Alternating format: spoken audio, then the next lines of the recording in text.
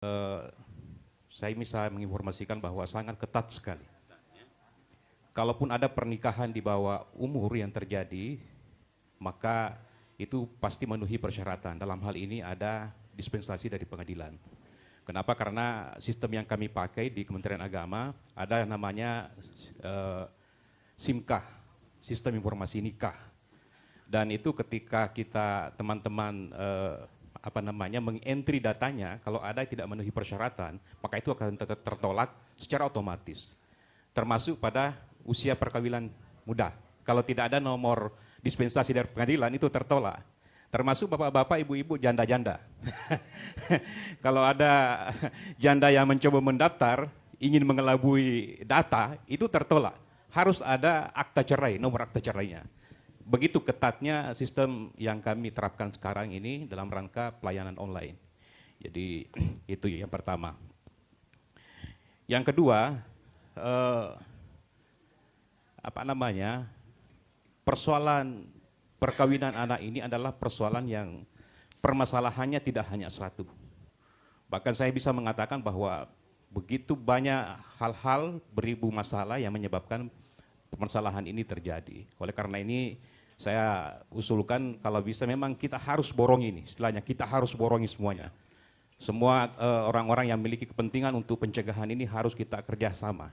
Sinergitasnya harus penting. Dari PA, pengadilan, KPPA dan sebagainya, dari legislatif, dari pemerintah harus bersama-sama. Kalau boleh saya usulkan, kenapa kita tidak bentuk, ini teknis, kenapa kita tidak bentuk semacam Satgas Pencegahan Perkawinan? Di sini ada Ade, Dinda saya hadir.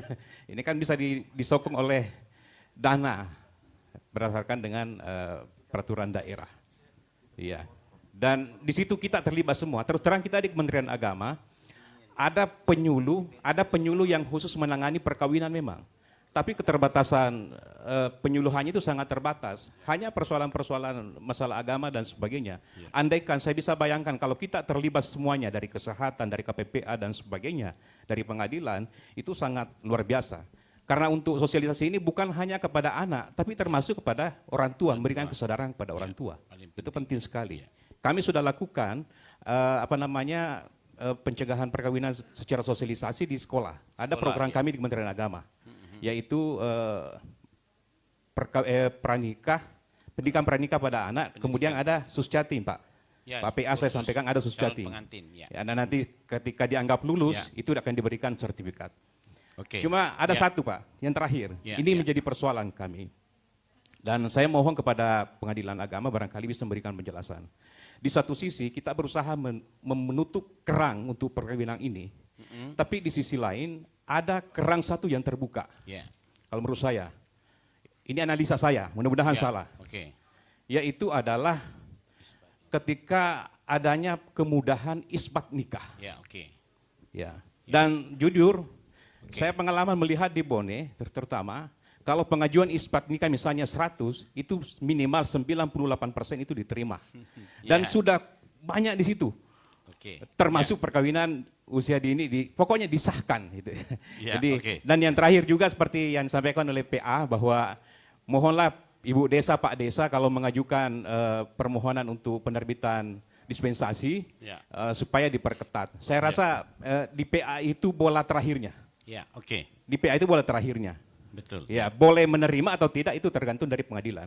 Tapi rata-rata saya lihat bahwa kita terima, karena itu tadi yang disampaikan oleh Pak Ketua Pengadilan, itu persoalan siri, Pak. Ya, aku matampu nih dari Fajaji Bika Ronta. Apalagi kalau di Bone, Pak. Terima kasih. Assalamualaikum warahmatullahi wabarakatuh.